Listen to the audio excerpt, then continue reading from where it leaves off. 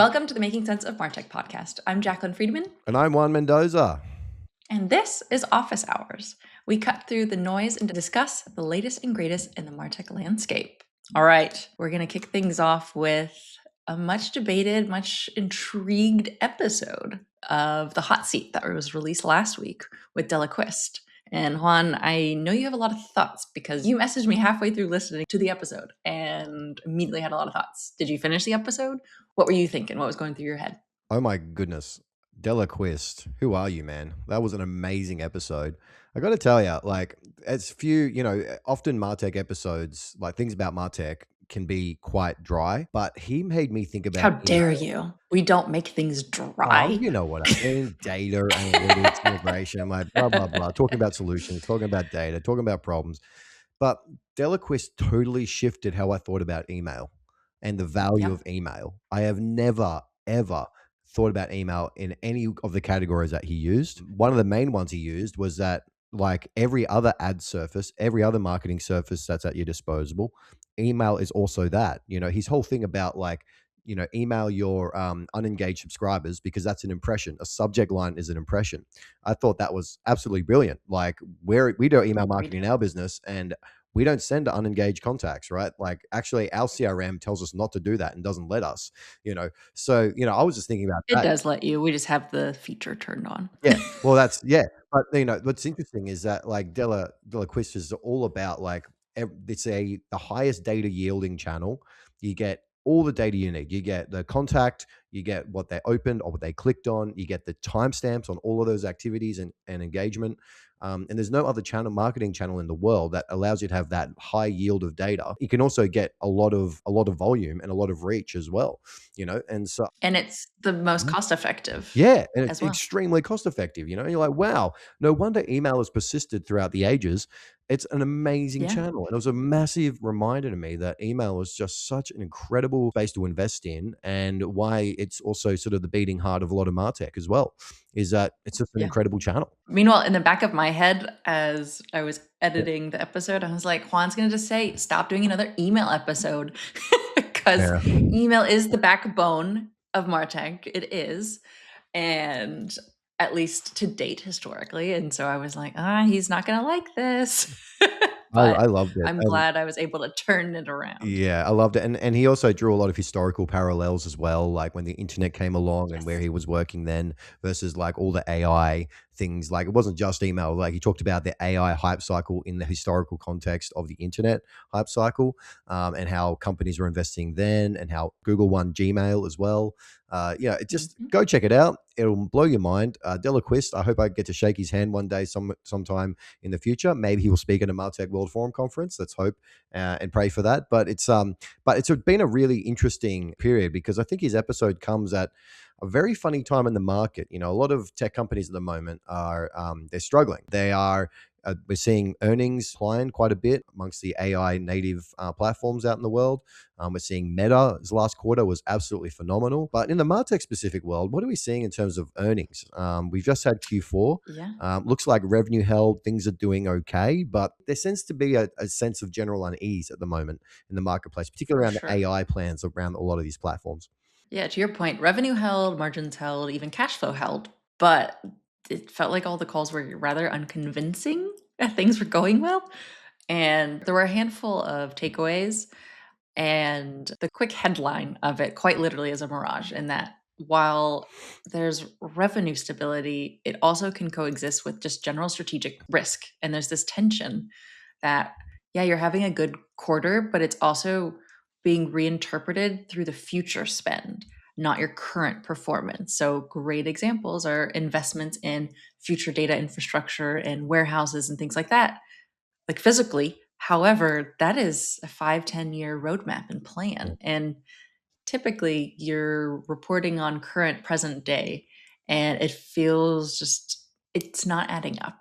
That's all I'll say. Do you have any thoughts there? Yeah, I think is right now, the folks that are able to leverage AI right now in the marketplace for actual use cases and to drive products are going to be winning, because everyone is like waiting for really killer use cases around AI. The whole market seems like it's on its heels, just waiting for some amazing explosive use case or some incredible revenue accelerator from a lot of the Martech platforms. But I think we're still waiting.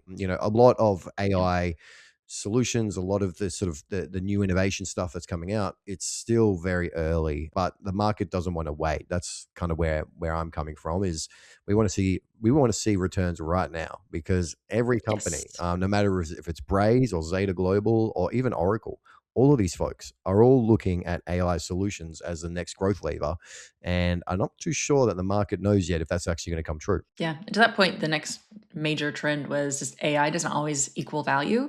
And the easiest examples are, yes, you can be leveraging the platform, but that doesn't actually mean monetization. So it's like this classic infrastructure curve of wide exposure, but narrow paid scale. And not to pick on Salesforce, but Agentforce is a perfect example of, yeah, it could be cool if it's real and actually you have paying users, but that is very unlikely. And it just goes to show some very impatient expectations Hmm. about when we're actually going to come to fruition with revenue and results from AI. Then moving on, also, growth, of course, is getting harder. There's a lot of things at play, and it's not for a lack of weak demand. It's just all of this front loading. And we just need to have monetization now as opposed to a future state. But I think one of the most interesting components was actually something about a category identity crisis.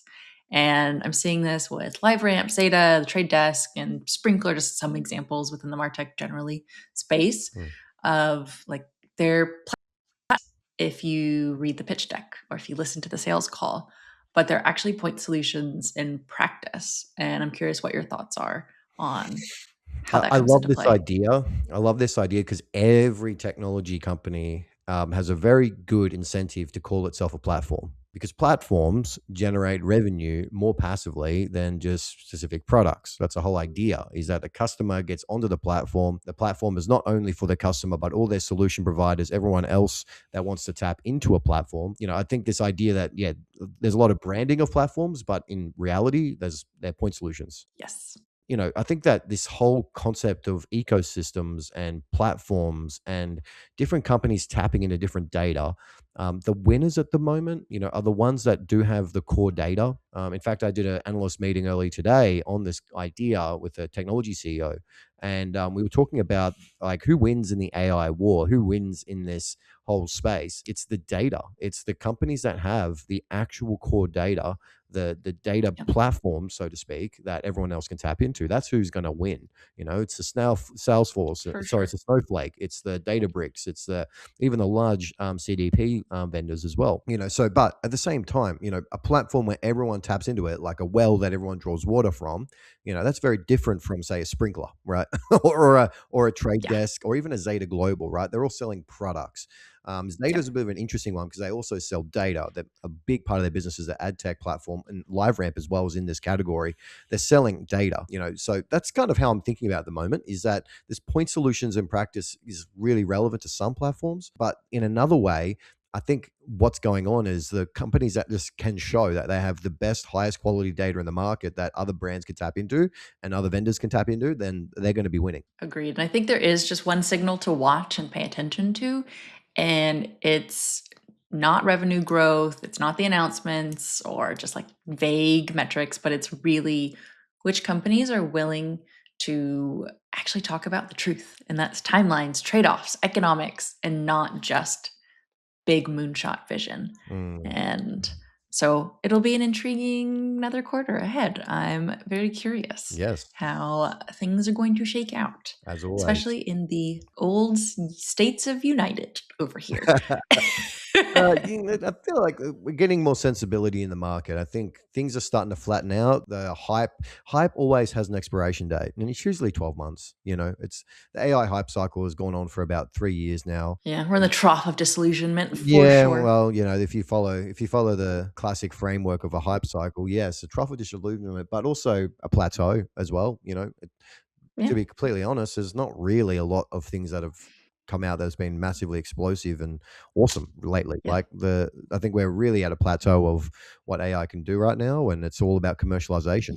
It goes back to this It's idea. kind of like a desert, Yeah. frankly. Yeah, we're in the desert season of, It's I guess, disappointing. Martech and leveraging AI in the platforms or the point Yeah. solutions, I should say. But, I'm just seeing, like, tumbleweeds just in terms of actual yeah, effectiveness. tumbleweeds. Yeah, Uh, tumbleweed city right now. But there let's you move go. on to the Magic Quadrants for CDPs.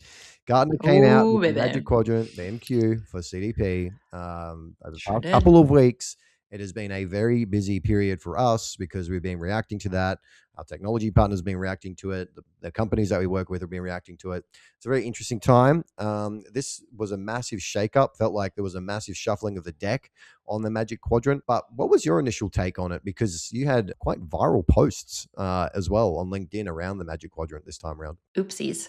Um, well, my initial thoughts are it just continues to expose the cracks Yep. and the fractures of the existing status quo. Mhm. And Gartner is the status quo. I mean, the irony of the day the CDP Magic Quadrant was posted was the day I got Gideon Gartner's biography in the mail to start reading because I'm intrigued to learn about the man himself.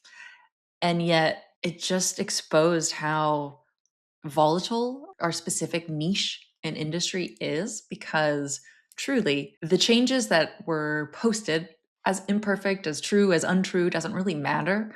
It doesn't reflect reality because what was posted could have been posted 3 years ago when they first launched the CDP Mhm. quadrant.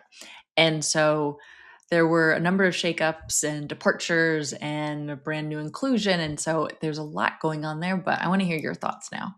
I think the CDP Magic Quadrant in the Martech space gets a lot of hype and a lot of attention. And I think the big reason why is because of how duplicitous it is that CDPs are categorized in a certain way they are. What is a CDP these days? Who knows? Great question, because everyone has a different answer, and it's a perception problem too. And Gartner has always had this role in the market. Same with Forrester, IDC, the other big and other small analyst firms. They're trying to categorize and put a frameworks around technology so executives can make decisions around them.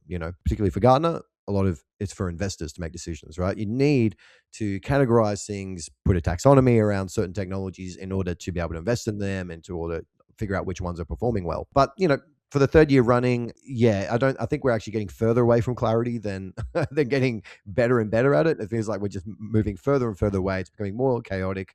The Gartner quadrant, for example, high touch goes from invisible for 4 years to a leader overnight. And you said this really well, Jacqueline, that this is one of like it's very, very rare that a tech company will go from not being in the magic quadrant at all to being a leader in its first appearance. Yeah.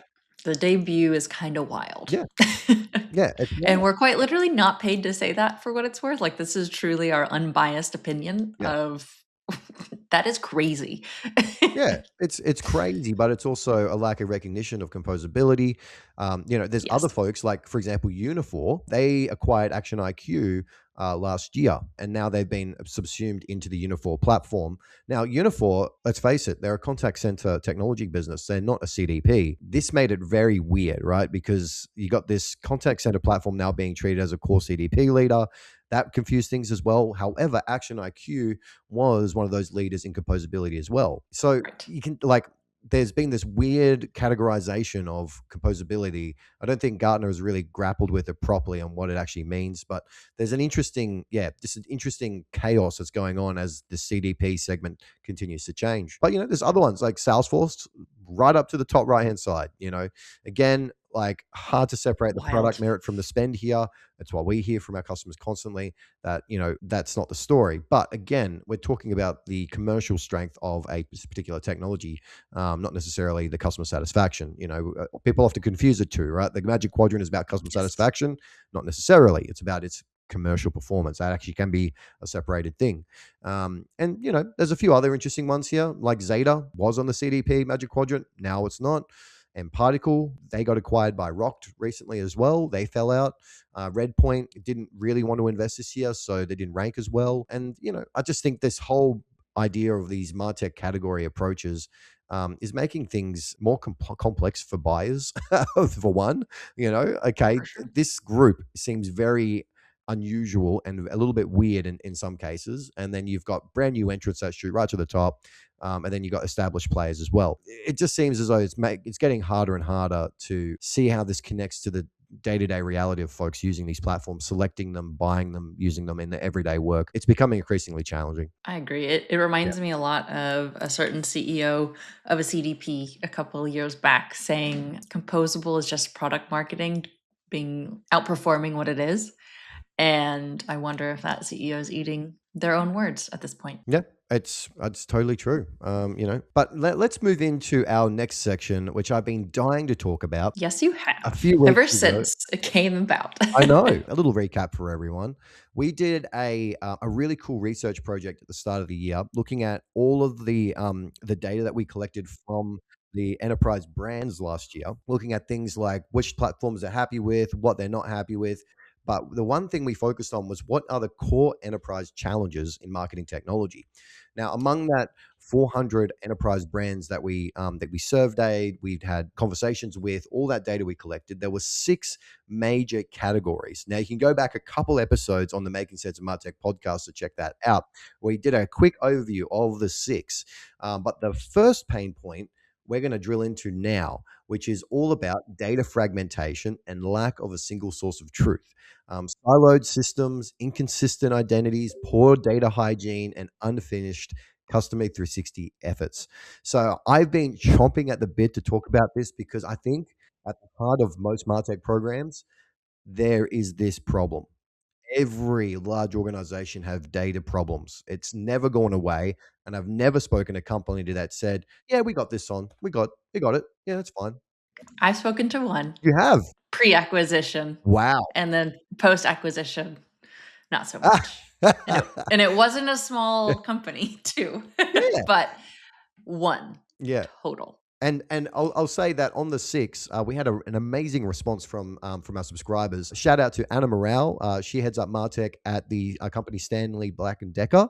She did a visualization. You can check it out on a LinkedIn profile of all the six challenges. We didn't ask her to do that. We certainly didn't pay her to do it. But we've had amazing responses like that where folks are like taking these challenges, putting them into their business, creating content off the back of it as well. It's really exciting because getting underneath some of these problems, I think, can really help that enterprise leader navigate some of the biggest problems in MarTech. And often it does take some insight, it takes conversation and great relationships to actually figure out a path through. So, do we want to dive into this space, data fragmentation and a lack of single source of truth? Do we want to get into the swamp now? Is it time to like get in there and figure out what's Do broken we and what's have to wrong? wade into it? Is like, are there alligators or it kind of feels like it. Yeah. Well, so nearly 50% of respondents said that they didn't ever achieve alignment on the 360 view. And that completely matches with what we all know and hear about a very complex data unification process, if that even exists. And there's an interesting component to this where I think, especially in the enterprise, a significant number of these companies are legacy, as in they've been around the block. They're not digital native companies. And as a result, they have tech debt that far exceeds many lifetimes often. And so as a result, it's a lot harder to make changes. And it's clearly showing up in the numbers where nearly only 14% of organizations say they've achieved a 360 view. They know what their customer is up to. Meanwhile, over 80% aspire to it. So if an over indexing at 14% of companies, that means 1 in 10, if you're lucky, has a decent understanding. And if that is all enterprise companies in the Fortune, we'll say 500, that's not a good look. But well beyond just that, I think this is also an underestimation, but Gartner estimates that poor data quality costs organizations nearly $13 million on average. I think that is such an undervalued number. I would dare say the same amount of revenue that a company is up against and what they're hoping for. That's how much it costs them because they don't realize the unrealized cost of employees, Mhm. estimated hours, spent on trying to unify things, traversing different data components, but I'm curious where your head's at. Yeah, I those stats are just really show you the problem of data fragmentation in the enterprise. It's depressing, It's honestly. depressing, and there's a lot of folks listening along going, "Yep, I've been there. Yep, nothing's working. Yep, can't integrate this. Can't do that use case. Can't. This is broken up upstream. I've just launched something, and then someone in the engineering team just broke this, changed something, and now everything is broken. I have to start again. Identities are mismatched. We've got seven. I talked to a person at an event 2 days ago that said, wow. Yep. So we have six different identities across our logged in experience and also in our CRM and then also in our Oh, CDP. having heart Um, palpitations. yeah, and the person's like, I can't do anything more than very basic personalization. I can see the opportunity, but it is so frustrating getting anything changed. Like uh, unpicking all of that complexity and different identities, reconciling them. It's so hard. Oh my goodness, it's one of those things that's like, man, try to like up earth a big sheet of concrete with your bare hands. That's what it feels like. A lot of the it's Oof. set in stone. That all these problems are so cemented into the companies. It makes it so hard to actually get out and fix those things. But I think one thing we're going to start with here, understanding the problem of data fragmentation, is I guess what you said was that customer 360 is still a lie. It is, unfortunately. I want it to be true. I want there to be a magical fix, and I know CDPs have promised that for years and years and years.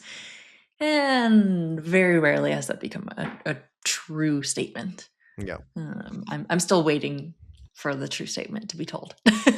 Yeah. Well, I don't know if it's a lie. I think it's a promise. I think it's maybe an ambiguous goal, like going to Mars or, having self-driving cars. It kind of feels a bit more like that, where it's a unrealized promise that it's ambiguous as to the value of it and if you can even do it.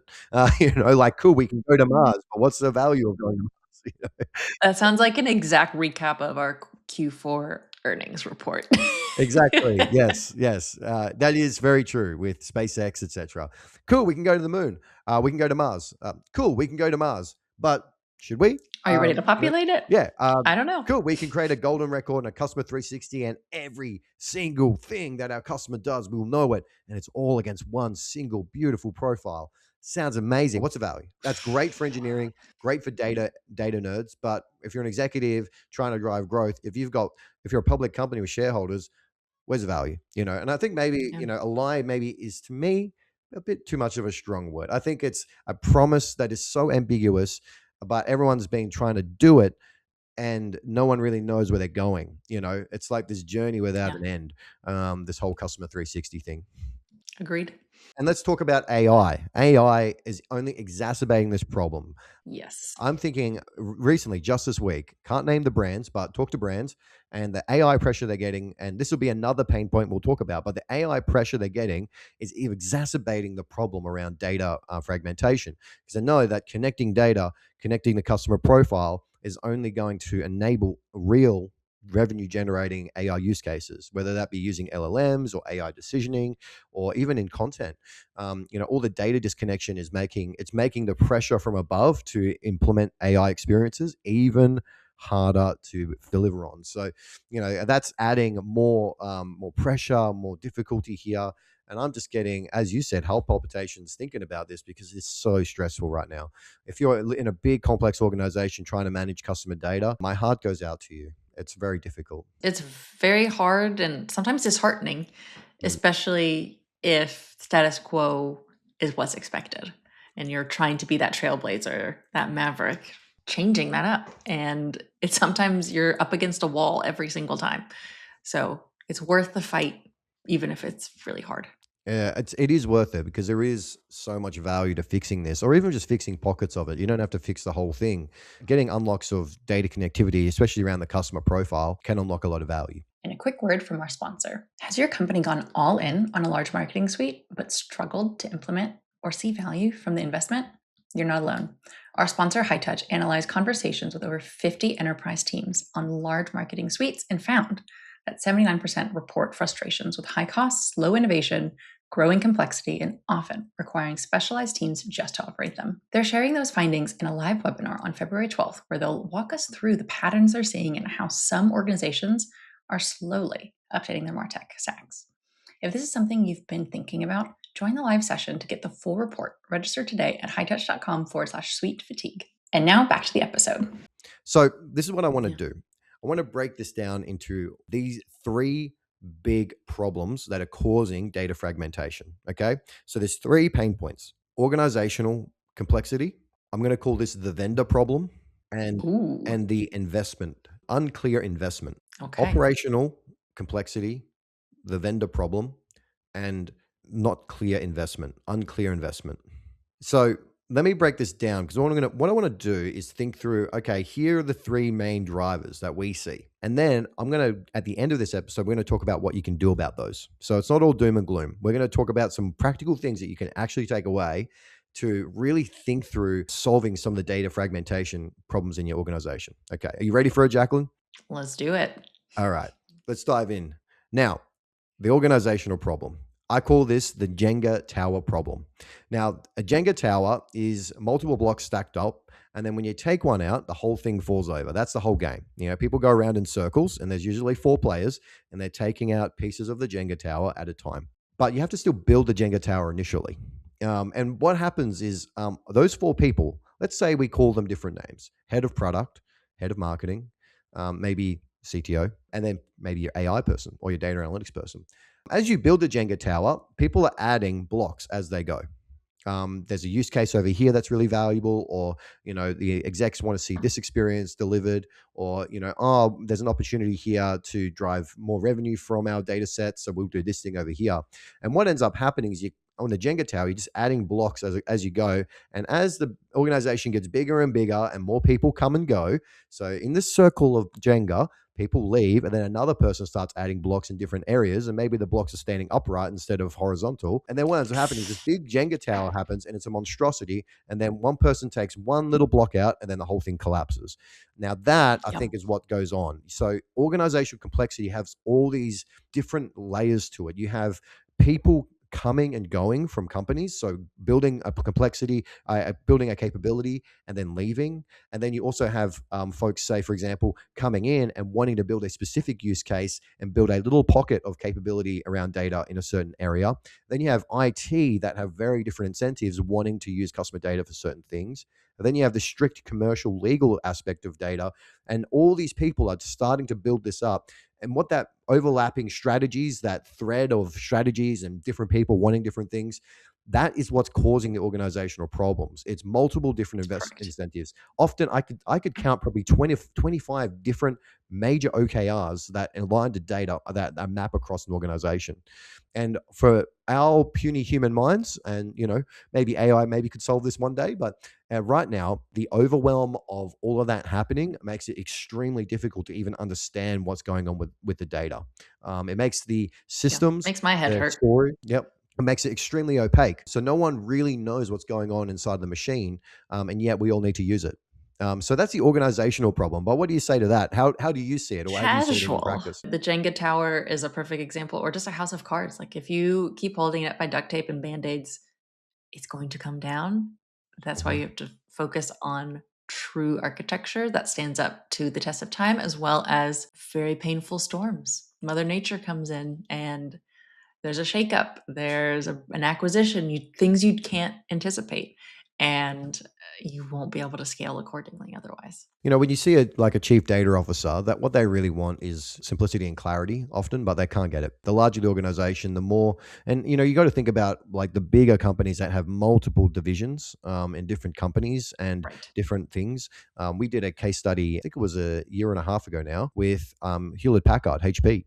And they consolidated, I think it was like more than 100 data systems into 20 using Databricks at the time. And Ow. That just like hurts. that was a 2-year labor of love to get there. But it's That's pretty quick, I it, have to it is it say. is it is quick in the That's a quick context of things. turnaround. But HP, because they have so many different lines of business, they have their B2B, their B2C, the consumer side, and then they have their technology division, and then they have software division. They have all these different areas that they had to consider for as well. But that The Yep. organizational problem, it's the overwhelm of complexity. I think that's driving it, and the overlapping incentives. Everyone wants to use data for certain things, and the way that happens in an organization often can be quite chaotic when you get beneath the surface of what happens day to day. I've been in so many situations where we've tried to analyze, for example, customer onboarding for a particular kind of like a consumer software product, and customer onboarding, we could not access the data beyond Salesforce Marketing Mm. Cloud. It was a total black box. We could not access it. We tried, and the data was so Marketing erroneous and Cloud's so. kind of a black box in and of itself, so you're kinda screwed. That's right, yeah, but also many other engagement platforms have a very small subset of data. They don't have the full picture, and so, even in that project, when we were trying to get that data out, couldn't trust it. We didn't know what all the compliance around that was and what their fields all meant and what all kinds of things were causing issues there, and so, we ended up throwing up hands, say, "Hey, we just can't get this data. It's just not possible," and that's a Wow. problem for everyone that works in Martech, you know? And so, yeah, Yes. I think that the organizational problem, it's a complex threat, a lattice of just so many different things, teams, products, data requirements, commercial use cases, business cases, all that stuff's happening at the same time. And then, as I said, with a Jenga tower, you pull one thing out, it all falls apart because no one has a real sense of the picture. So that's the organizational problem. Let's move on to the vendor Yeah. problem. Why must you sell a dream that doesn't exist? Stop. You can't productize data solutions. You cannot fix what's broken. There's a reason why we spoke about organizational and operational problems for so long because they're complex. You can't productize it. It's not something that can be fixed in one fell swoop with one feature, one capability. They can be supported, it can be helped, but also it can often create more silos too.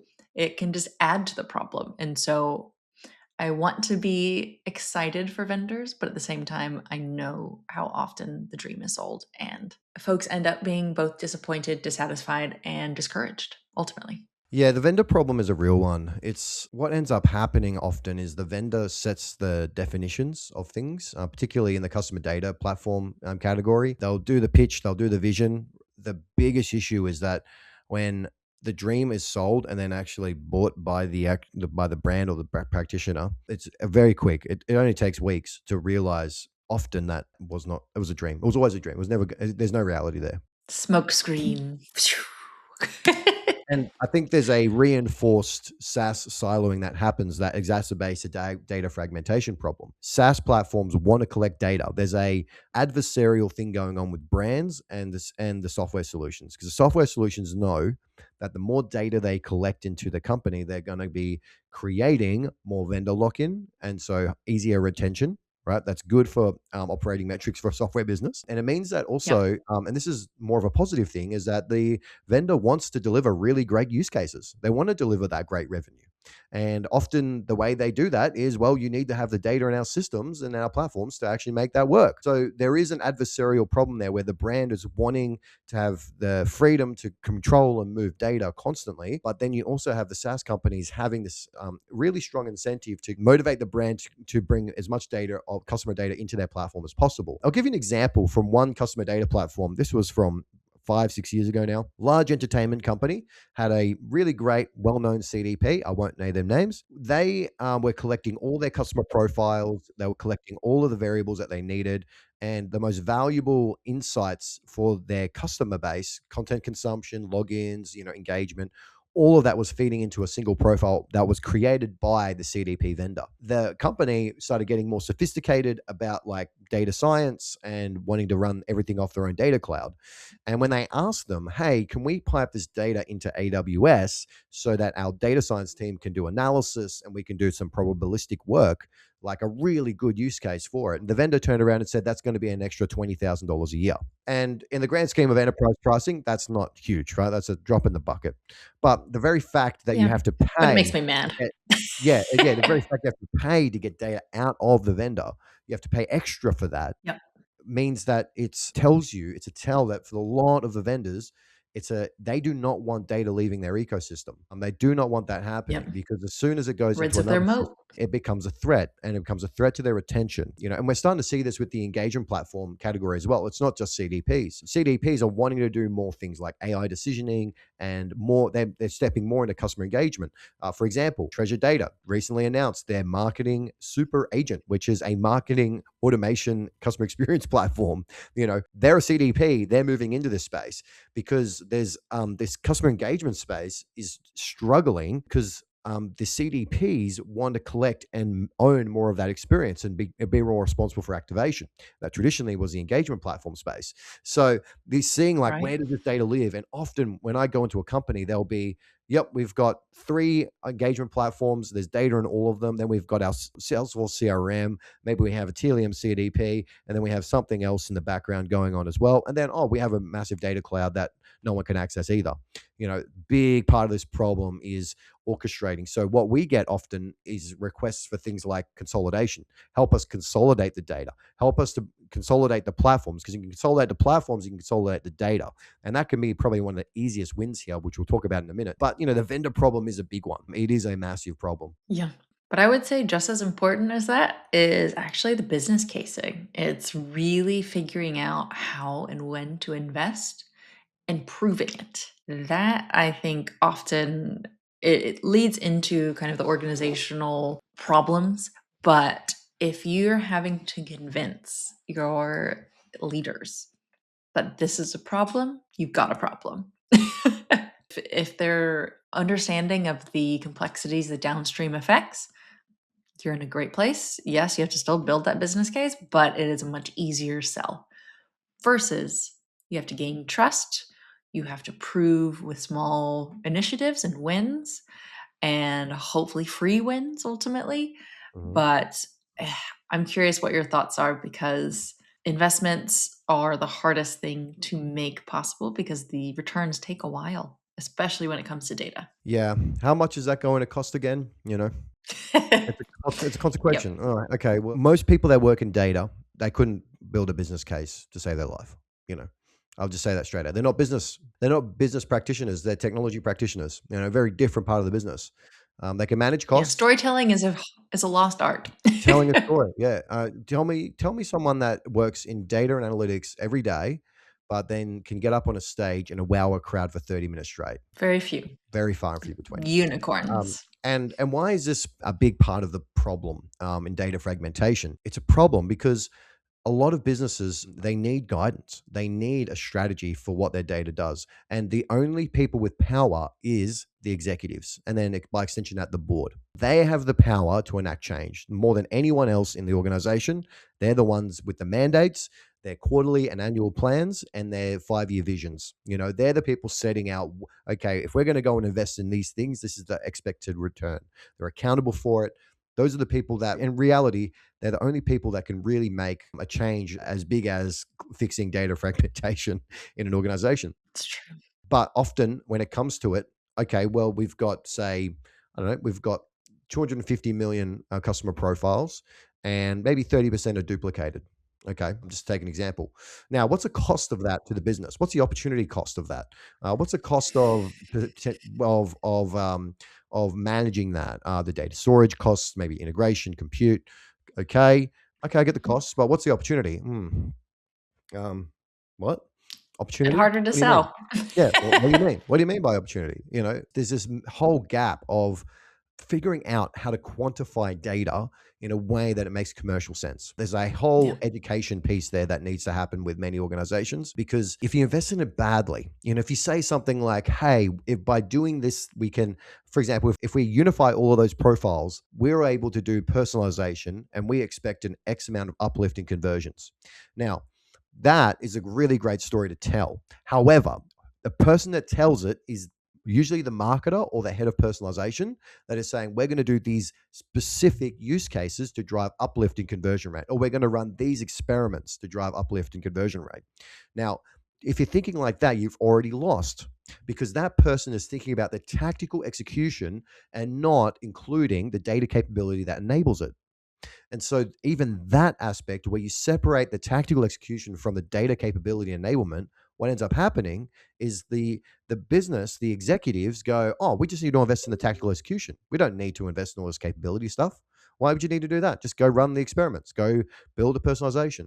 And then those personalization managers or those CX people go, oh, okay, how are we going to do that now? Oh, wow, there's a mountain of costs. Oh, wow, we can't do that now. Oh, and then all of a sudden everyone is going, oh, we can't do that. We can't do what we promised.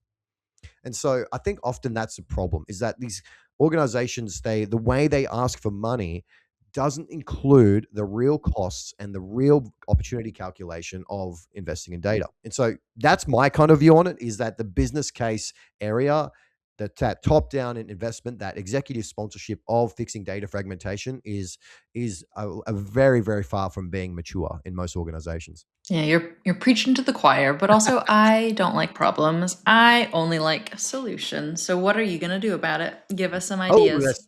well, I want to ask what you're going to do about it. You've been in this space for a while.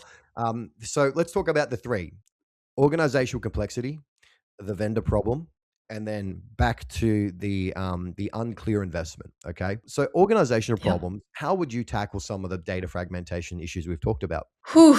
Uh, to your point, actually, I would turn all of these problems into part of the solution. So I would build my business case with the help of a vendor. And then also, hopefully, this is all dependent on a couple of different variables. One, your level, how long you've been at the company, tenure, what level of trust and you have within leadership. But I would use the bottom two problems of investment and vendors to your advantage. If the most bombastic concept, how much money is wasted? Start there. It's easier if you're talking about something smaller and kind of building your way up. But a good place to look would be how much are we spending on our Snowflake, Databricks, data warehouse each year? How much are we wasting? And start quantifying those duplicate records, not to mention estimated time and hours of employees on an adjusted salary basis, thinking through how to really prove the point because it's going to cost a whole lot to fix it, but you want everyone so bought in before you get to that. And so you have to sticker shock them correctly. You can't just make it up out of thin air. But with that, you have to storytell. You have to be all inclusive and represent every team, not just marketing. And this is where I think Martech in particular is so unique because we really are at the center of customer excellence. And that's not even self-aggrandizing. It's truly, we can't do our job without IT. We can't do it without product. We quite literally can't do it without marketing and analytics and data science and engineering, you name it. Being that nexus point means we have to be that connector and that glue to get everyone on the same page and aligned. It is not easy by any stretch, but in my eyes, that is how the most successful solutions come about. What are your thoughts? No, I completely agree. I think there's like what you often see with big cross-functional projects like this, or well, I shouldn't say it's a project; it's an ongoing effort. Is a center of excellence. A center of excellence seem to often work. You see center of excellence in AI and personalization, and even just like pure operations as well. You see COEs happening. Data orchestration COEs can be a very, very great way to try and solve some of the organizational challenges. Having representation, talking through the key areas in the business where there's major data problems, having a forum for where you can filter up a lot of those complaints and a lot of those challenges from the organization.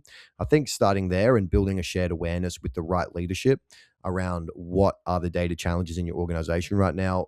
And my filter on this is not all data, it's just customer data. So having that COE for data orchestration for customer data would be like, I would say a really great place to start if you don't have that already. Again, as you say, you need exec buy-in for that to work. You need to go tap on the exec's shoulder, chief data officer, CTO, sometimes CMO, depending on the business and how they're organized. You need to go And get the exec. preferably all Yeah, of the above. yeah. The executive needs to set it up. It can't come from a marketing technology team. It just can't. Actually, I would say my advice to folks that are in Martech trying to major data overhauls, just stop. Like, you're not going to get anywhere. And it's really sad because we Oh, want that's we want that's that to self work. Yeah. self-defeating. Well, you're working against a tide of, say, hundreds, potentially thousands of people working in a large organization that have all different incentives. It's true. You have better luck try to push back a tidal wave, with your bare hands. It's not going to happen. Your executives can. Your executives have the mandate, they have the leadership, they have the capital to be able to do that. So I'd say move first with the COE. Go talk to your executives about it.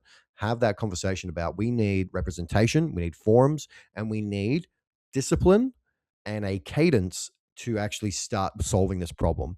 And it's like everything. Most things in life is about going to the gym and building up muscles and building up skills. This is a skill area where your organization needs to get better in. So having that forum and having those conversations, you can start to get onto the treadmill and start losing some of that weight.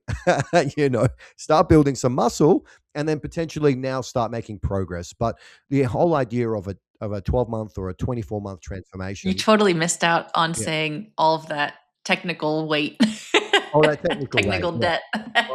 All that technical weight. Yeah, all that technical debt. But the organizational problem really can be solved with discipline and expectations around time, and then making small bites at it. You can start to unpick it, but you need discipline. You need a time horizon to do that. A 12 or 24-month, say, transformation project, we have an external consultancy coming in. Often I'm just seeing that making the problem worse because no one's bought in. That consultancy comes, fixes a certain up to a point, and then they leave. You need to build discipline within your own organization. It's the only way to make it work. Discipline is the key here. But I want to move on to the vendor problem and how we solve that. How we solve this vendor Okay. isolation of different platforms and technologies and things like that. This thing is always one of the most difficult ones, especially in Martech. But the first thing I would say is create your customer data practice ideals, your vision, and your values. Don't let a vendor define it for you. Set down the rules of engagement for customer data, and then every vendor has to Mhm. sit underneath that, and they have to deliver solutions and products and customer support to enable that. Don't do anything. Don't buy another vendor. There is no vendor that can fix this for you or solve it for you. What will fix it is having a set of guardrails and a practice that the vendors have to align to, and being very judicial and, I have to say, pretty ruthless with how you enforce that as well. Oh, for sure. And if you're looking for a starting point, if you're like, what the heck is a customer data practice? What are these ideals? What are these values?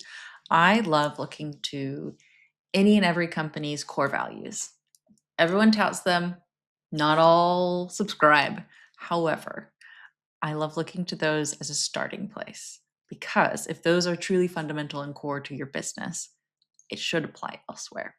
And of course, you can iterate, and not everything is going to completely be a one-to-one transfer and make sense in this context.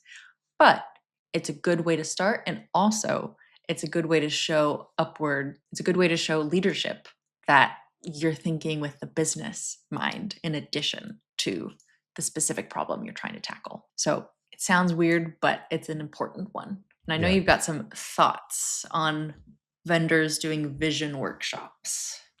I'm Just say no. curious Just where say you're no. at. Kill the there's a place for learning about what a vendor does and how they see the world of data. Totally on the board with the idea that the vendor probably has more insight than most folks about what different brands are doing with their data. You can learn from them, but don't give them the steering wheel. Don't give them the wheel, because what ends up happening is that if they set a vision and then your executive starts nodding along, then you're in the grasp of a technology vendor that has very different incentives from yourself. And often those incentives can be aligned. They want to see you drive revenue because they want to be successful, and so do you. That's great. But it goes back to the problem that we talked about earlier. The vendors want to have a lot more data than they maybe should, often, about your customers in order to keep you as a Correct. customer. you know, they want to keep your Yeah. customers so they can keep you as a customer. And so, be very careful about bringing a vendor into an executive session or pitching to your CMO or chief data officer. I think there's obviously often a very good place to learn from them. They've got a wealth of experience. I am not discounting that at all, but it is about influence, and you want your Mhm. executive to be listening to you and your standards of practice and how your vision, and not a variety of vendors. It may actually just confuse the message. I highly encourage folk to try and stay away from the vision type conversations. Yeah. And if you do want an additional solution within this solution and an idea, I love using case studies as leverage. So if this vendor is going to pitch a vision that you're going to be part of, great, put a timeline to it. We'll give you logo rights. Mhm. And that shows the initiative to your executive as well, that you're thinking far more than just what this vendor is promising. Mm. And it puts pressure on everyone to do the right thing. Yeah. And so, yes, the incentives are still slightly aligned and misaligned in a couple of ways, but it brings it a little bit more neutrally Mhm. so that everyone has to play nice and by the book. Yep. So let's say, I'm going to give an example here, right? Around when a vendor is really helpful. When you give them a real problem that's based on your data fragmentation issues, you should see how they try and solve that or how they communicate that solution. That's a really great test if you're going to bring a vendor on to support some of these areas. For example, let's say you're running Unica. A lot of enterprise platforms still are on Unica, very old school system. Let's say that the API runs every day and at midnight, there's several customer lists are refreshed for a loyalty platform, as an example. And then often that once a day batch breaks and then the data doesn't get transferred over, and then you've got stale data. Now, that's just a very simple unicard to a loyalty platform type setup. Now, in that example, if you give that to a vendor, how would they solve that? How would they overcome that? Give them that opportunity to tell you how would they fix that daily batch. What's the issues with it? Give them the schema. Give them the API in details. Give them the info. See how they solve it. Because if they are become a solve to some of your data fragmentation issues, then you'll be in a really good spot. So there's some really great things that vendors can bring to the table. At the same time, just be very clear. Create that customer data practice ideal, the visions and the values. Don't let the vendor try and define it for you. And moving on to the last one, which the investment problem is a really interesting one where, I often say that there's a massive challenge around how you communicate the data and the value of data. And it actually can be really simple. I often advise folks there's data and there's money. How do you convert data into money? That's the job of Martech, effectively. The data of your customers, how do you turn that to commercial outcomes? That's a whole story. And I think that simplifying is a massively important part of solving the investment problem. You have to get someone, and this is so hard to find, but someone that can understand the technical problems, quantify them, but then also talk to the commercial reality. I think often Martech people can have that influence. They can talk to both the commercial reality and then also the data problem. They can understand those things in both worlds, but you need the right person to have that conversation. But do you have any quick tips or advice for folks trying to overcome an investment lack of clarity around investment in data? Yeah, this is one of the hardest translations and parts of Martech. If you don't have a marketing background, it makes it that much harder. If you don't have a sales background, similar. And this is where I think the alchemy of Martech comes into place of, okay, how can I not just story tell, but how can I explain what the problems are here and not let IT take over or not let any and every other team take over and really come to the table with solutions. So it is interesting, this whole idea of data investment, the golden nugget of the data that's sitting in your system, like focus on the commercial value, do the work to figure out the commercial value of your customers, what the retention is, what the revenue drivers are, what the engagement and the retention that you can drive off the back of that as well. Understand and quantify those things. Work with your data science teams, work with your people to figure out what is the commercial value, create the story, and simplify it as much as possible for an executive. But that's, folks, is all we have time for today. And it's been a massive episode all about data fragmentation, lack of single source of truth, siloed system, inconsistent identities, poor data hygiene, and unfinished customer 360 efforts. Thank you to Jacqueline for an incredible episode. What an amazing way to think about how to solve I would say the biggest problem in enterprise MarTech is the data fragmentation problem. But if you'd like to It come for check us sure out, is. you can follow us on LinkedIn on Making Sense of MarTech. We also have a YouTube channel. Like and subscribe there. See us on Reddit. We have a great community as well, hanging out there. And as always, stay curious.